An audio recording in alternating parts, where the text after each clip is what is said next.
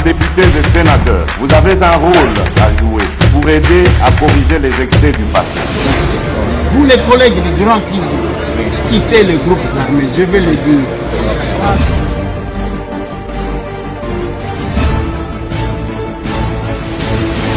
Allez, bienvenue mesdames et messieurs, bienvenue dans ce numéro de l'émission Masolona de Pité, Kinshasa, la capitale de Bisika Tozali, na plateau ya Tokomi Wapi Télévision, Bisika Tosolo la Kamikolo Nyonso Magamamboka, Boki Mungongo Nangaye Kozikaka, Yangona Lobaki na bino soki bokanisi ba orphelin, bokanisa ngai pe, bino boki paka na bino te, boki paka na bino nga te, hein? Bozo monaka mutu na télévision, bo ebite ke mutu moko azaya kobela.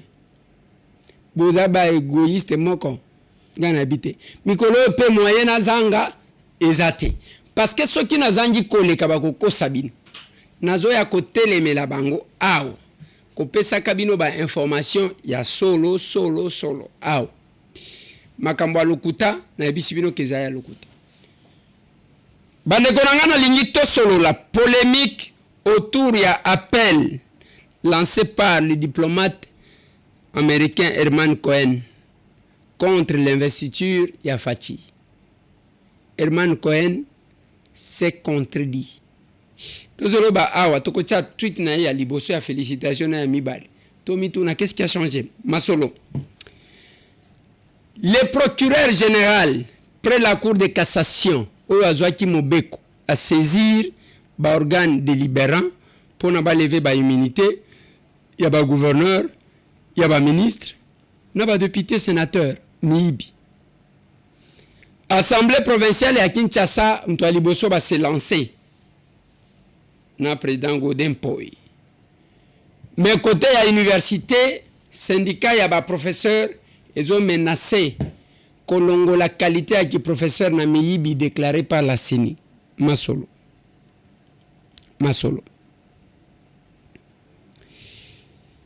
Annulation ya suffrage makambango basali par la CENI.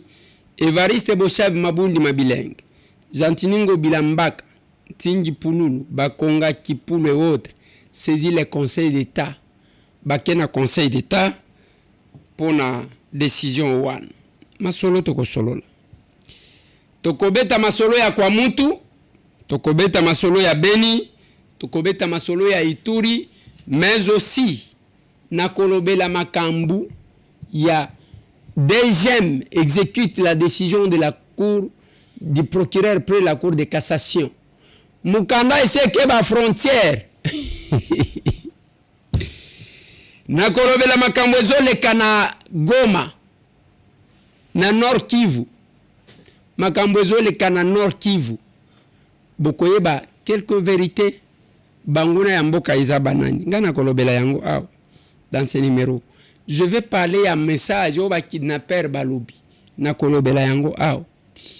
Pour terminer, je n'aime pas parler, j'ai considéré que c'était la vie privée, mais nazomona quand même que c'est trop. Na ko aborder question ya 12e mariage et 12e femme ya pasteur Pierre Casse, qui est à son 17e mariage. Je vais parler de ça. Et puis, dès que nalobi ale, tout ce qui se. Naloba kanabino, ba émission, ya kolandana ba bokilo, ya kolandana bana, ya kolandana ba visiteur, ya kolandana ba pasteur, ya kolandana ba to opesaka respect. Yakolandana baninga yango. Voilà pourquoi naloba na bino depuis ta koti TikTok bana nangandi mtu bakoti sanga TikTok. Batu musoba lobite yo ko salate eza rezo buzo bana lobite ngana zo mema buzo bate nazo kende kopesa ba info. Chaque personne atekaka oyo azalaka nango na kati na réseaux sociaux. Bao balongola kabilamba, tout ce qu'ils ont c'est le sexe. Eza buzoba. Soki otali na TikTok, eza na batu nazo monaka bazo salaka ba live, azo teka ba produit na ye, ezo bongisa no poso, azo teka bilamba. Ça dépend de ce que la personne amène sur les réseaux sociaux. Même bateau wa fingaka bokondanaka bango te. Tout ce qu'ils ont comme produit à vendre na face du monde, ils ont kofinga, ils ont mauvaise éducation. Où est le problème? Mais na loba kanabino, ceux qui olandi partager senga na baninga ba s'abonner. Na YouTube yango wana papa tchelangai. Ndeko Eliezer toko koma o s'abonner pour que o rataka ba émission te. Bato beleza ya ketindelanga lien ya émission wana te. Au lieu ko pesanga musala ya kotindelaka yo ba lien, o s'abonner, o liker, o tient même cloche dès que et continue la ligne mbala moko yo zuyango. C'est la même chose na compte nanga ya TikTok, mettez-moi ça. Compte wanande yanga ya TikTok, Eliezer Eliezer trait d'union na se tambwe wane zangai. Na Facebook je reviens. Na komela kabatu ba message na messenger te. Bazwe scrokaka bino, ce n'est pas moi bazwi photo na ngai batie. Ngai soki muntu akomeli ngai. Et que par hasard na koti parce que na kota ka messenger penzate. Na komela kaye numéro na ngai pour kabenga ngai. Benga ngai yo kavwa na nga. Obo kende koluka musala boy wane zangate, ce sont les arnaqueurs. Ba miyibi ya réseaux sociaux. Makambo na sina lobiango plusieurs fois. Mais les gens ne m'écoutent pas. Ça m'a étonné même ce dimanche. J'ai vu quelqu'un que je connais. Ndekonanga itokola na ye. Mais aye koloba okomela kangai na tinda kimbongo. Na lobi o tinda kimbongo wapi. Oebinda kute. Boni bakozo bayo boy. Si j'ai besoin de vous avoir, je vais passer par... Non, on va s'appeler. Même bao tokomana kanaba WhatsApp, j'ai aimé une maman qui est au Canada. Azana Toronto. Azachi kolukangai. Azo solo na ba collaborateur nanga. Alobi quel que soit ça. Ngana lingina yo kaka mungongo ande Eliezer. Parce qu'elle voulait prendre un engagement. Ayo ki voit nanga. C'est comme ça eloko ngana senga kabine. Réseaux sociaux comme na buzoba mingi. Ngai na lukela kabatu misala te na ba réseaux sociaux. Na sala kana PNID te message wana bazo tindela bino ya PNID. Na zwa kango pe okomona mutu ayebite kende tozoluka yaka ozo musala na PNID na UNICEF ezandengwa. Mutu mususu akoloba te kende kuna na tindele 75,000 francs esunga yo soki okomi na nini na epa na kabine obenga ngai. Ezaba miipi. Ne cédez pas à ça. Tangu tozoloba awa. Tozoloba ngona télé. Lobi bakoyiba yo après ozongeli ngai. Na ebite soki bolanda kanini botala kanini. Eloko ya mibale na zoloba. Na loba makambo mapangu awa na Kinshasa. Okomona ka bato bazo s'entêter. Oh j'ai ma famille et moi je connais et ainsi de suite. Après na sokoli maboko. Mais suka komana ka mutu ayaba ndiko kwanza mutu. Ndeko Eliezer, olobaka na biso tokela kayote. Mbongo na bino bayeba kanka tangu bayibaka yango. Ce n'est pas normal. Je parle à ceux qui sont à Kinshasa. Nazolo bela bao bazali banda, même bao bazana intérieur. Nalobaka na batu. Oko fingangai, je suis villageois. Oko lobatala nenga zali, oh il est vilain. Tala suki salite, ainsi de suite. Nyonso kofinga. Mais mukolo likambo ekozwa yo. Awa na Kinshasa na lobaka. Okotambola, suka bakoloba na yo. Allez voir les villageois. Allez voir les villageois. Wana omata okita. Bakoriente yo. Ata ceux qui ont résisté. Bakoyebisa yo kende komona villageois wana. Voilà pourquoi. Bemission na ngai na anticipaka makambo ekoyela bino. Oye na Congo koluka ngate. Onde ko Eliezer depuis na banai koluka yo te. Ngai soki mutu olukinga na Kinshasa kozanga komona ngate. Eza lokuta. Nazana bureau ya parti na Itaga 102. Komina na Kinshasa croisement Kasavubu. Okokuta ngai. Chaîne na biso ezana colonel Beya numéro 1. Na Gombe soki oleki Fasik ou avancer balabala ya ifasi kwana ebimate tina suka okokuta na concession ya SPT okokuta tokomi wapi television yoko ya kozonga ke namona ki otendenge nini yoko lukanga na Kinshasa oza nkomona ngai soki oye senga ta conseil ya muke kaka mais soki oyokeli biso te tango bakoyiba yo okoya kwa merde biso tokondima te nakangi parenthèse wana c'est une mise au point on a linga kosala. Dis-moi qui tu fréquentes et je te dirai qui tu es. Ba oyo landaka mikolo nyonso nde ba oyo zalaka logique na yonde yango wana. Lelo tozana groupe ya ba patriote na groupe ya ba rwandais na ba ramification na bango.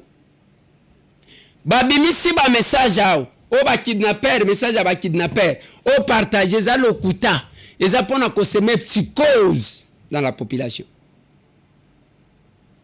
Baza ba kidnapper ta est-ce que kidnapper a côté la bino audio ya modèle wana même ceux qui oza mutu ndengeni tangu babanda ko kidnapper batindaka ba audio baza ba rwandais et leur filière na ba complice na bango bazo semer psychose pour que bino peuple bobanga na moni bazo partager lenga vidéo oya ba soda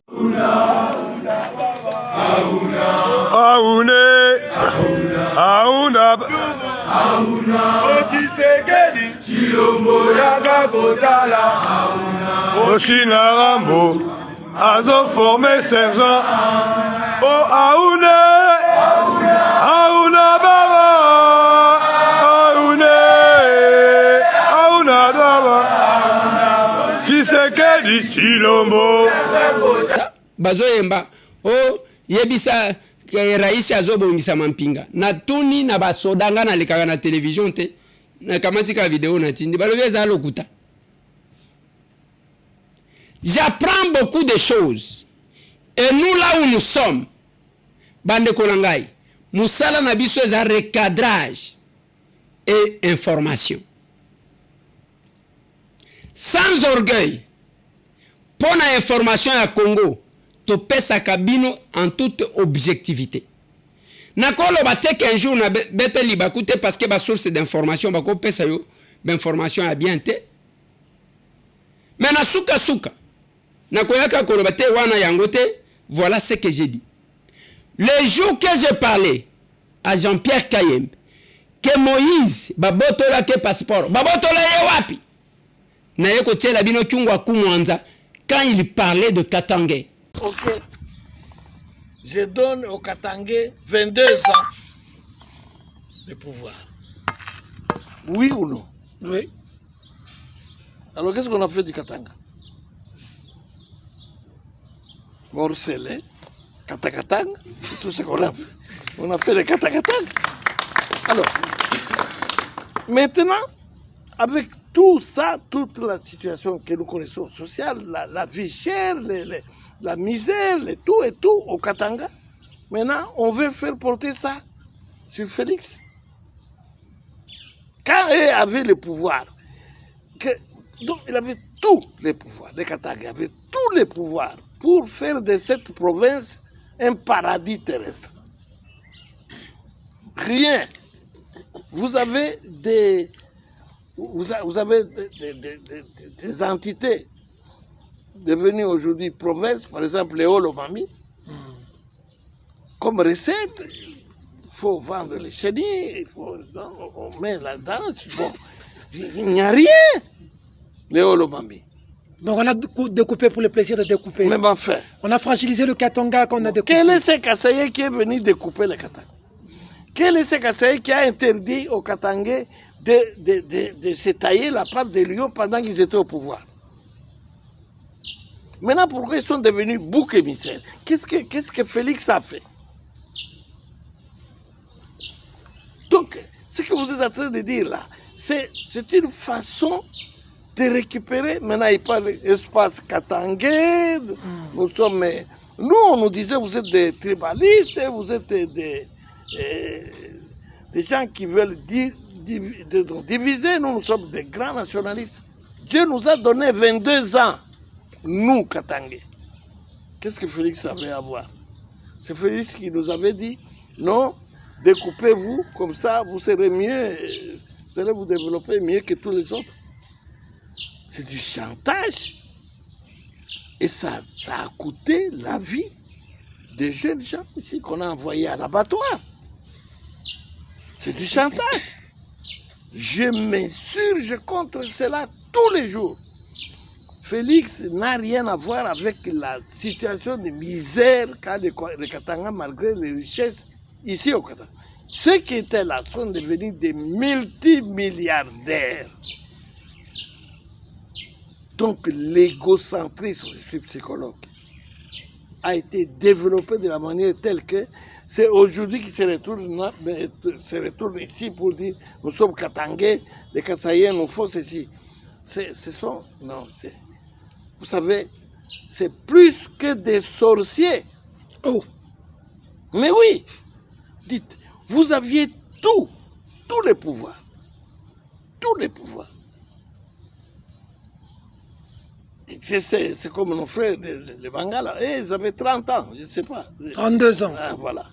Nous, quand même, au nom de Bangala, oui, à la forêt, on allait développer les bois et tout ça. Nous allions être au paradis parce que j'étais ambassadeur du Congo en Arabie Saoudite. Les bois, c'est des milliards. Ils ont voulu, les Saoudiens voulaient prendre des espaces entiers de la forêt équatoriale. Nous pouvions être encore plus riches que... Bon, voilà, et là-bas. Et nous ici, cuivre, or, quoi encore? Et tout. Cobalt et tout. Nous pouvions même inventer des Spoutniks et avoir chaque village au moins 4... Non, mais c'est quand même... D'accord.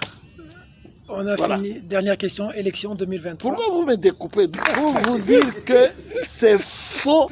Ce ne sont pas les Kasaïens qui ont rendu les Katangais malheureux. Ce sont les Katangais qui ont rendu les Katangais malheureux. Comme le Congolais est un loup pour le Congolais. Ah voilà. Donc, qu'ils se taisent. Qu'ils se taisent. Ils veulent maintenant dire, bon, 23, hein, comme vous là, vous dites, hein, vous là. Tout le monde voit 23. Mais 2023. Les évêques ont parlé de 2023. 2023. On est en train de finir l'émission. Mais où est-ce qu'on met Les les évêques, on parle de Covid? Où est-ce 2023. qu'on met les Covid? Où est-ce qu'on les met? Ça veut dire quoi, où est-ce qu'on met le Covid? Comment? Vous pouvez travailler avec le Covid. Quelqu'un prend le pouvoir quelque temps après Covid. Il travaille ou bien il s'occupe de Covid? Est-ce que c'est écrit dans les... Pour vous, 2023, il ne faut pas qu'il y ait élection. Non. Les évêques ont mal fait. Moi, je n'ai rien dit. Tout ce que je peux dire Vous est avez dit qu'on Covid. doit tenir compte de Covid. C'est tout. Tenir compte de Covid, ça veut Oui, dire... ça n'a pas été prévu dans la loi électorale. Mais ailleurs aussi, il y a le Covid, mais les élections vont être organisées. Mais qui a dit le contraire? Qui a dit le contraire? Je n'ai pas dit le contraire, mais j'ai dit aussi qu'il faut tenir compte de l'aspect Covid. Alors, dernière question, Il on faut a fini. intégrer dans la réflexion. Dernière question, on a fini l'émission. Et quand vous entendez Tatawan, Azachi ko prévenir avant Koufa, etikala na mitu ya bakatange. Bako sabinote, ba opposé binote na bakasayen. Oui, mouto akoloba ba événement, il y a 1990-91, il y a épiration ethnique, oui. Mais Kyungu a corrigé avant sa mort, à Loba Loba Mingi. Il a même montré au Katangé que Nzamba Pesibiso 22 ans, Tosali Nangonin, les gens se sont enrichis eux-mêmes. Ok. Je donne au Katangé 22 ans de pouvoir. Oui ou non? Oui. Alors qu'est-ce qu'on a fait du Katanga? Et émission wana sala kiangona nani? Nande konanga Peter Tchani, aujourd'hui, mutu ya soki pro 5, soki pro 6, soki nengenini, nenga bengaka Moïse Katumbi Chap. Et là, Tchungu parlait. Naloba Nabino, le parole ne s'envole plus. Atali Sabatu, comment le Katanga est resté.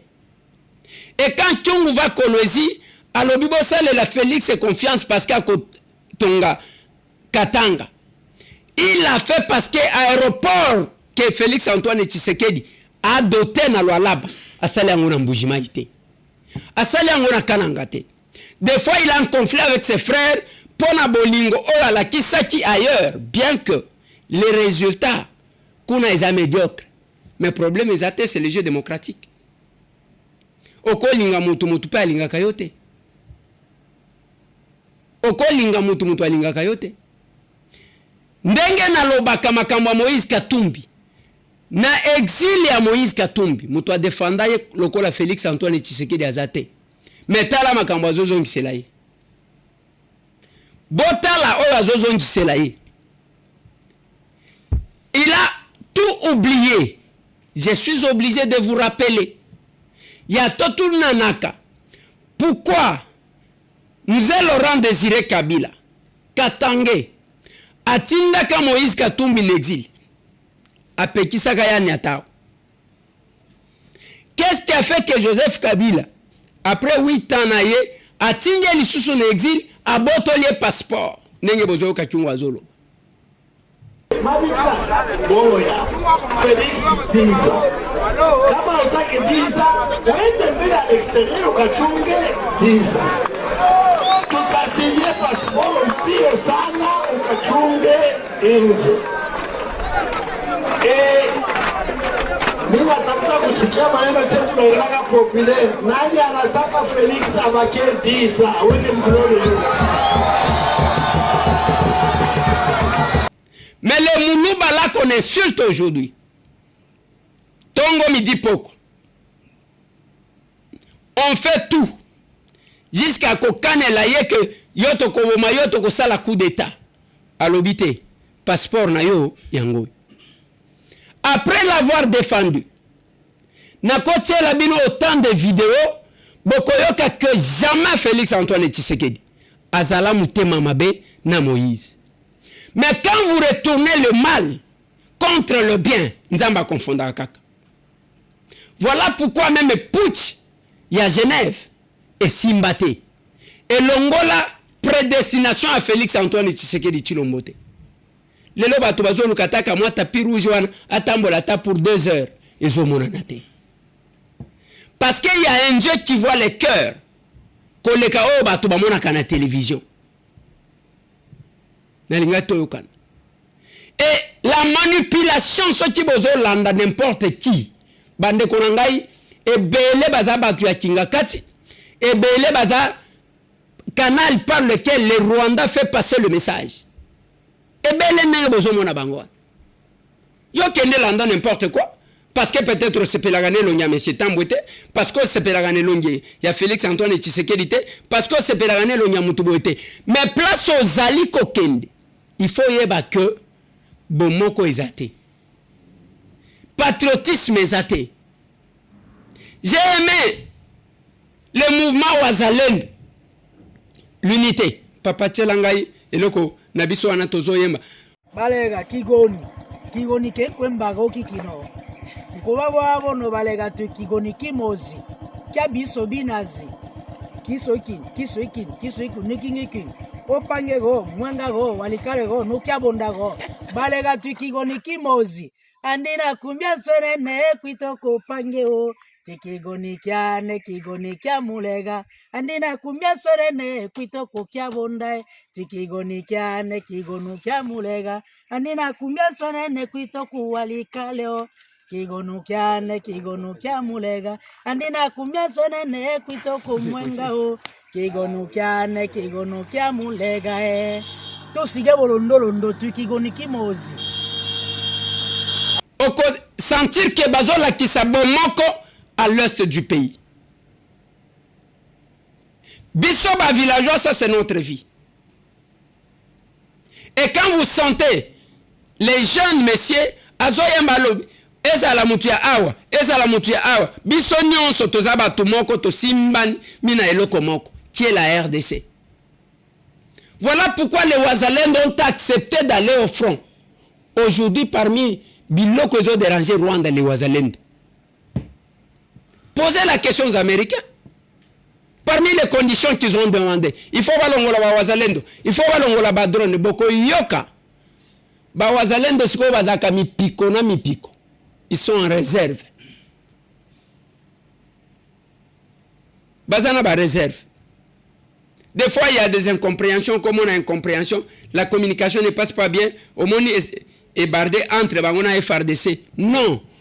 Bakolo ma belende ba wazalendo wa. Les défenseurs batu bazali ko alerter. Bande konangai. Batuana, oui. Okolo bana monaki batu moko. O la lucha balobite batuana balobaki contre l'élection de Félix Bazaba luchate. Bazalaki ba lucha toyebi bango non pardon, je peux vous donner le nom de chacun d'entre eux. Bakendaki ko adhérer ensemble pour la République. Bamsou bazaba suppléant, bamsou bazaba conseillers municipaux, bakekuna badéré. Ils ont fait leur déclaration en nom et à partir na bango ensemble pour la République. Et non en nom y a combat, y a patriotisme. Ezana ngote. Batika bakenda na bango. Mais ce qui me dérange, c'est que les jeunes wana soki azana na université zobunda dès qu'il a moni responsabilité lingabal amite qui na moins cher abosani combat et batuana bo ozomona les wazalendo les vrais patriotes ngai nazotanga ils ont stoppé beaucoup d'histoires à l'est du pays na lobaki mission oyo boyo kanga bien.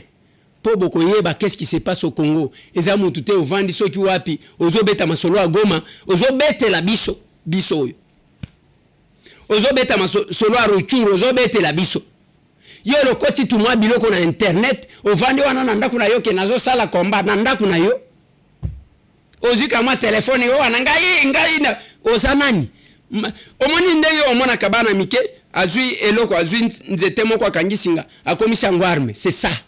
Ngana tala kabato nengwa na seka kananga kaka. Et aux tala mutuke muto j'ai poussa niti. Est-ce qu'il ne peut pas comprendre que dans cette maison là et ce qu'il dit batu bazo seka e bazo mona lokola mutu ezo sala bienté. Ce code c'est la société, c'est une structure, il y a opérateur économique. Il y a Nord Kivu. Bande ko wana bala musaka likambukuna. Nini il faut to banda kozwa courant. Tobenda kakura na Rwanda et ya awa na Goma. Qui avait stoppé ça? Les patriotes. Babandiko dénoncé. Bino bozozo et puis na montant nini na mbongo combien qu'il voulait payer aux Rwandais. Yango batu misusu il faut botala kabango mbala mibali. Il y a les opérateurs économiques qui bayebi ko lukambo na bango bien sans problème. Mais zana ba mususu oyo nakati biloko bango bazaka ba gérant le reste ça vient du Rwanda. Ah toyebi bango bamsu bazana ba bato. Bamsu bateka ka biloko. Toyebi bango. Ça vient de l'autre côté. Bango bazaka ba gérant bazo renya ozomona ke azamu tombongo. Ça vient de là.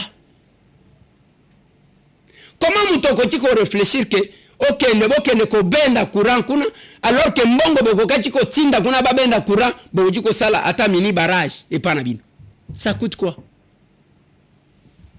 Okolo bananga le tande mtu asala mais kuna okenda ko sani. Et biloko wana des fois on oppose, c'est pourquoi j'attire l'attention à peuple. Ba financer projet ya barrage. Oh ya parc ya Virunga. Na Matebe na Ruchuru. Quand on a financé ça, la convention était que à part Kosunga Park, il faut bapper ça ba riverain, bapper ça peuple autochtone, bapper ça bango courant. Qu'est-ce qui s'est passé? Monsieur wanazo géré kuna zikaka ateki et pas sokode, apesi bango soki na combien? Bande ko wana ba kokaki ko bénéficier, on leur demande je crois $180 pour na ko s'abonner et $180 wana nana okoka yango na vi na biso ya bamboka. Na lingi boyo kabiloko oyo. Je ne passe pas la télé pour na kolekisela binotan. Na lekaka na télévision pour vous ajouter un plus, pour comprendre. votre pays. Il n'y a que vous qui ne comprenez pas que le monde entier envie votre pays. Kakabino de olinga kozalata boy na mboka mupai. Que vous allez pas na yo. Rwanda zo kufa walinika comme congolais. Yo mokolo mboka ozawa. Et belé même na Kinshasa des commissionnaires ya ba petit libanais, ya ba petit indien, azakuna bazo benge mupai commissionnaire. Commissionnaire.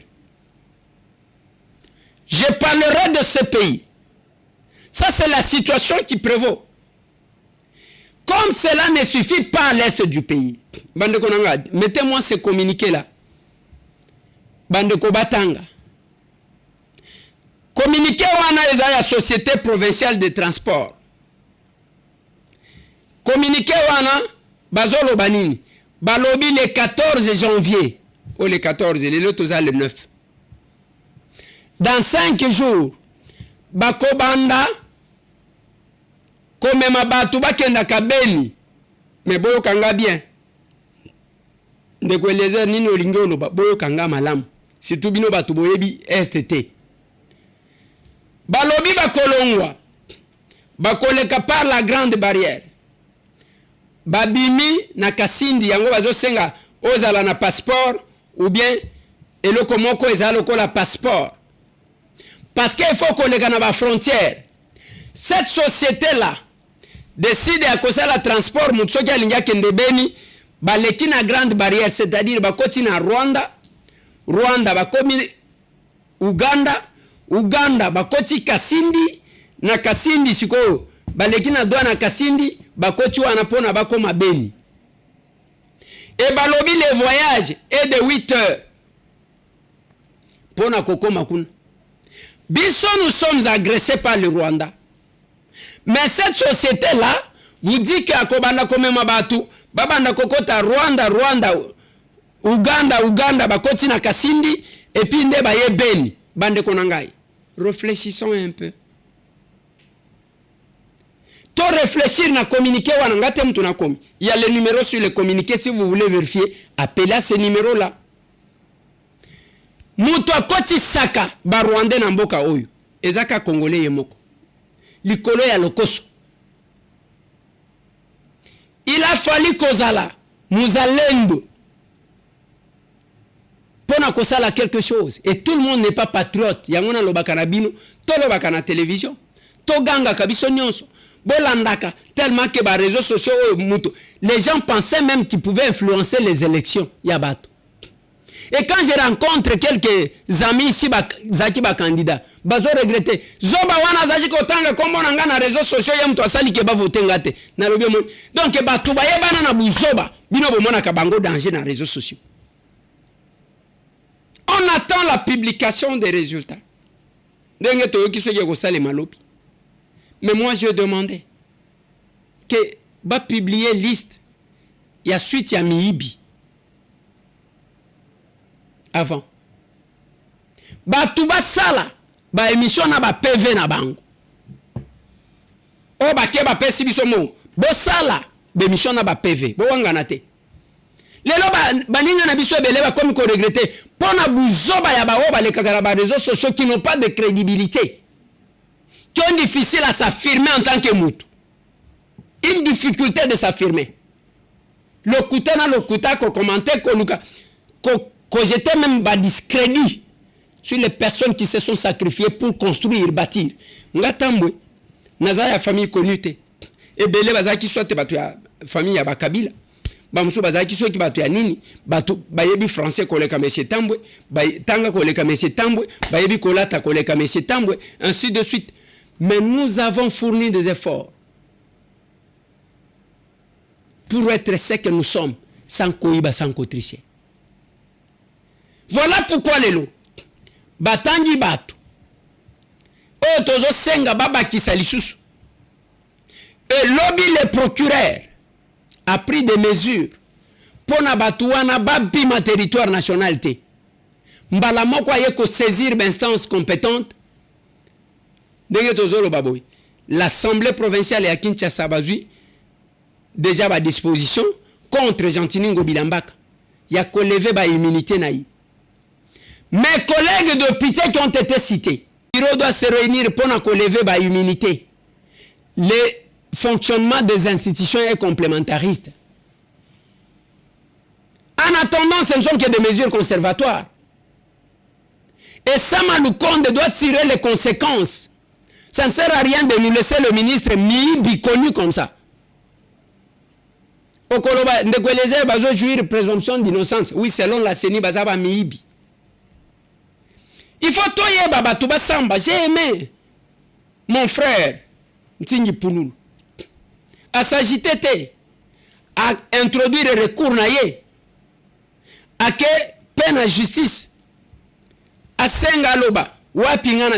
Il faut que Nenengwan, oh bazaba agité bayebi. Vous n'allez pas rester comme ça, Mikononion Soko Ibaka. Pouche contre le peuple.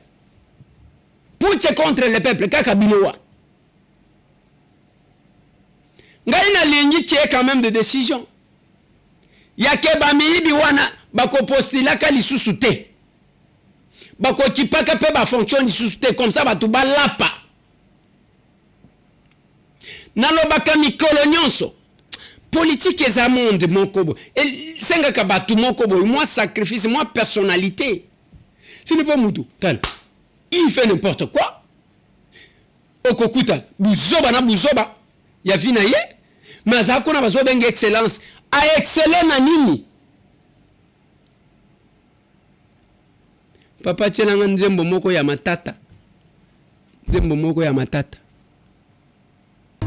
Lembolanga somete ko eita ngomokanga soke soku enonga mile lola mbembe tamba Eliezer pa mikanemu mwana kolo lupangu pesa muninga surire e malote kete e mala yusavule longola na tetera pape chika sangu Mbappe chika dikula ongo baya kambu wekopa mikamete nangala mbonyo tekashi koe mumbola fofa nepenge we mumbola lodo mefudu oso gouverneur kana tetela la kasu ombola sekande chudema kosa palondo la le shota yo vote ça pour ça. Boyebi tangu na senga kabanzembo wana biloko moko matakanga boy. Non, c'est pas possible. On n'a pas deux pays. Ata ceux qui ont nationalité étrangère, babenyango une nationalité étrangère, ezaya yote makila na yo ezalia. Vous pensez que batumiso bakoya ko bongisamboka oy? On doit laisser les fraudeurs, les tricheurs. Il faut toyer ba machine à voter bazwa ki ngo ndenge nini. Monsieur le Président Denis Kadima. Yayo yango. Parce que mbala libos batu bakola panamboko. Kadima aloba na bino jugez-moi na misala. Botika ba fofu ya oh to sali boy bongo na présidence bongo na nini na lobi boy jusque là na ba candidat président nyonso toki mutu ta conserva ki machine. La responsabilité est individuelle. Mais ma collègue, candidat à la députation nationale, provinciale, oh, bazaki na machine, il faut toyo babazo tiangondengeni. Et on a besoin aussi à des sanctions exemplaires au pénal contre baoba pesa ki ba machine. Nous devons dépolitiser la CENI. Quand on dit ça ba politicien, o tchelanga mutunanga, tchelanga mutunanga. Il faut une loi ya ke tchelanga mutunanga, o salango ba kamati yo o kekun. Sous Félix, Gentini Ngobilambaka alobaka yango bien. Alobi awa, sojo kebite oke prison. Yewa. La République, il y a Fati Béton, intouchable, Azali Soussouté. Alors, la République, na Congo, elle est loyo. Il y a Fati Béton, et le peuple d'abord, intouchable, Azali Soussouté. Même Ngao, son asali faut pas, na Tambouli. Nake Motaro. So, ok, Motaro, quel bela. Ok, waka benza il y a libela, ok. Bateau union soyo. Et Félix n'a pas dormi ndenge bongo na kayewan.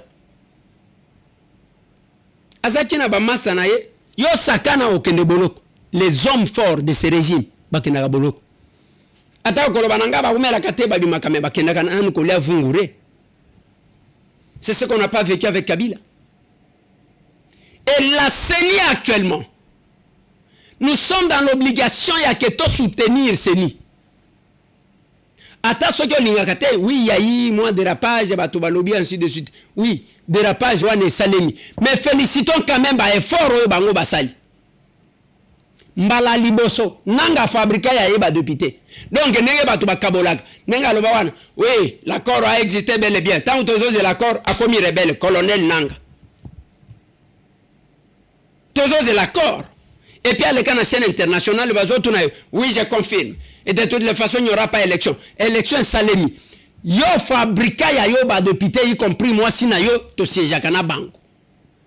Bon, comment tu même cause ba ministère, on a ba député fabriqué. Et par conséquent, vous devez respecter Kadima. Vous devez respecter Kadima et son équipe. C'est parce que communication na bango aza politique. Oui, il faut respecter ce monsieur-là. Nous voulons na beno. Papa tchenanga ena nous voulons na bao. Luvunu na bao. Alors baki na bino, le kuta na bino. Cette fois-ci, il faut te sentir quand même. Là où il y a eu des problèmes, Mais ce qui moutoboy kondima le travail, que kadimanga na habité. N'habité. Et on doit éviter makamouya que ceux qui ont les quitté, donc il faut mon kilignos, non. Admettons que M. Tambo, le Loba a déclaré qu'il n'a pas été élu. Si j'ai une procédure à suivre, je suis la procédure. Si je constate que ça ne va pas, je m'incline, je reste au micro. Mon collègue le quoi la kata. Et on doit éviter à cause de la n'abatu qu'ils vivent que de la politique. À ça la kelo comme sous-souté. Donc yé musala na yé politique. Tout son belaga yé sous-vêtements, tout son maga singlet, tout son maga chaussette, tout son maga tout c'est l'état. Mais moutoneng wana kobo mamoututi. Boni atana ba frontière te, la deuxième a déjà récupéré la situation. Botinda ka ba photo na bango na deuxième. Na ba frontière nyonso botinda ka. Les voleurs de la République. On peut gagner les élections, oui. Et ça n'a bande comme sous. Nenge la police a ça la kasokia yeko kanga. Peut-être bakunu na ko kanga batunyo so bazala kiwan. On va vérifier les cas des autres. Mais en attendant, la présomption d'innocence, oui. Mais en attendant, qu'est-ce qui se fait? Vous devez apprendre à respecter votre pays, à respecter la volonté de ce peuple-là. Oh, tout se fait Kinshasa, boké kuna na bambokali. Dès que si tout se fait Kinshasa, ta soki bo voter ngate, oya ko coopérer, okuta kadim. Oh, okuta nangate. Moi je suis candidat comme vous. Bisonyo tozozel. Il faut quand même assembler mon kobato ba koti boy. Ah, bazo benga yé de pita zo mérité koza la de pité. Bazo benga yé honorable. Ce n'est pas mutu muyibi. Muyibi. La loi électorale, les OPS, il faut justice renforcée. Il y a que bato nengo wana bako postuler li sous-souté batie bango vraiment dans la liste rouge. Ça sera une façon de diminuer quand même les ardeurs de certains politiques. Il faut diminuer. Kodempo ipe mabina oyo. Pardon.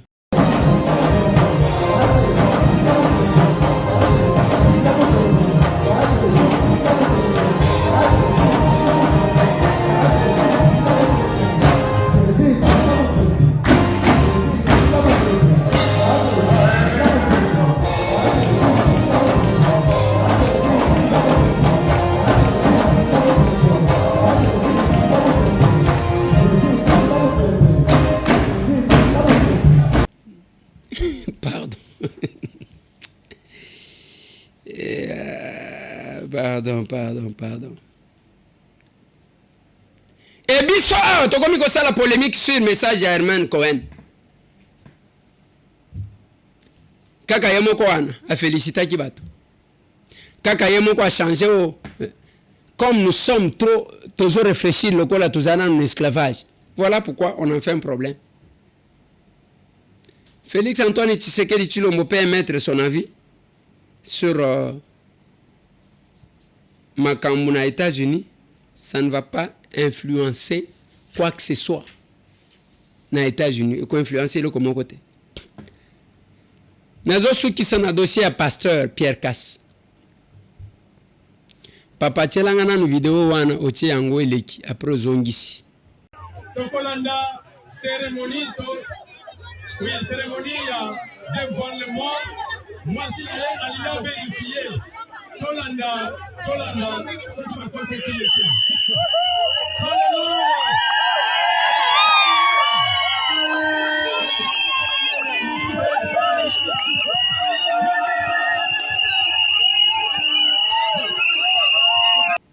Après aux Ongisi.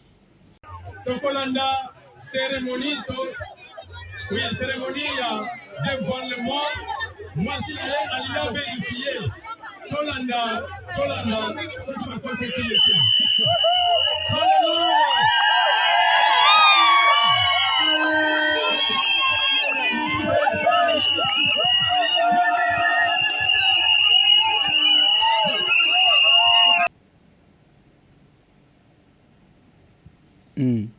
Zongi selanga yango troisième fois. Tokolanda cérémonie oui, cérémonie devant le mois. Moi, si elle a vérifié. Tolanda, c'est pas quoi c'est qui était.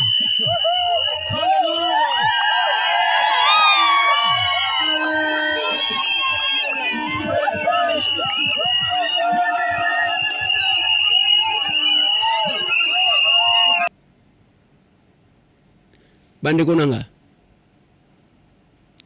Je suis en train de me poser des questions et de comprendre. Ngai Nayamba, pasteur Pierre Casse, plusieurs fois quand j'ai présenté l'émission Congo face à Dieu, Nayamba il y a un débat, Nayamba yemoko. Comment il défendait la polygamie. Mais bandeko.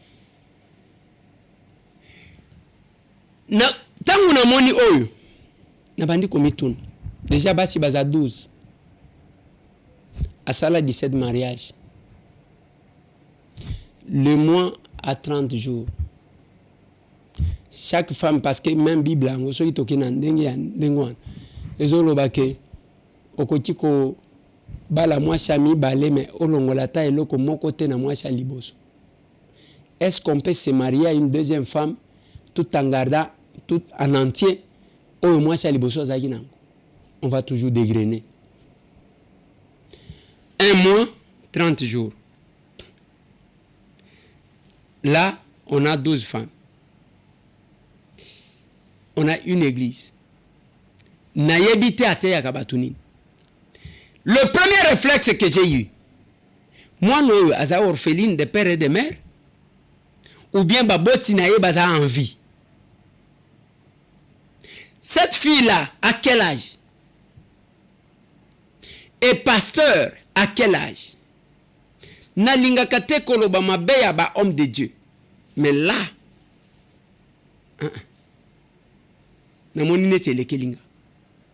peut-être que ça ne dérange pas Binonyoso.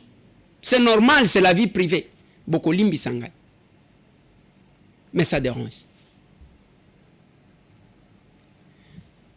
Ba parents ya bana oyo.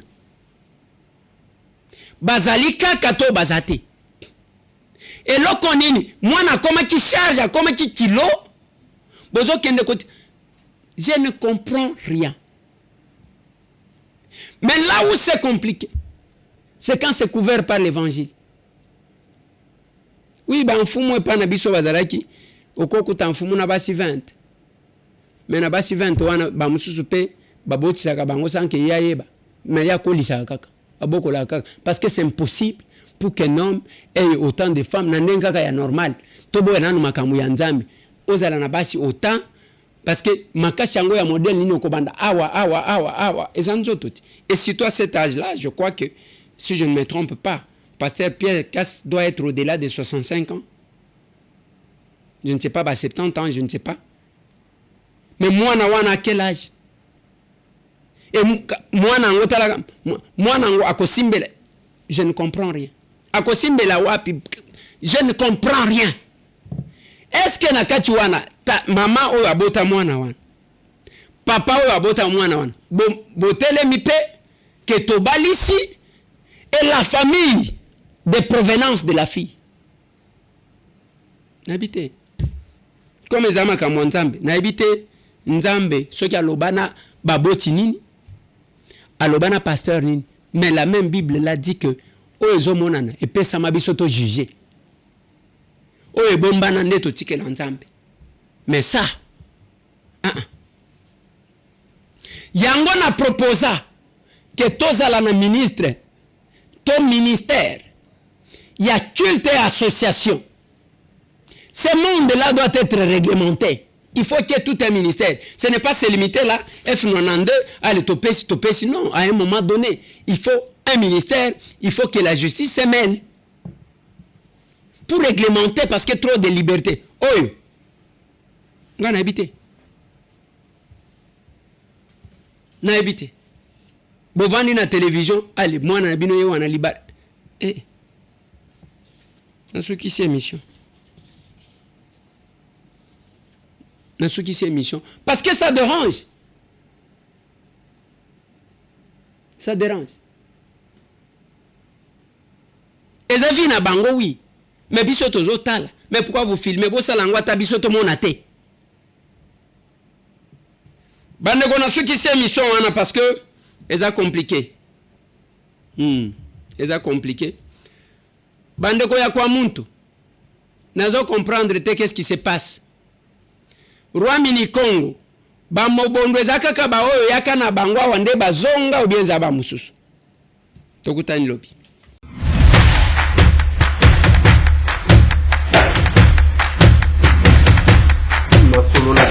Honorables députés et sénateurs, vous avez un rôle à jouer pour aider à corriger les excès du passé. Vous les collègues du Grand qui quittez les groupes armés, je vais le dire.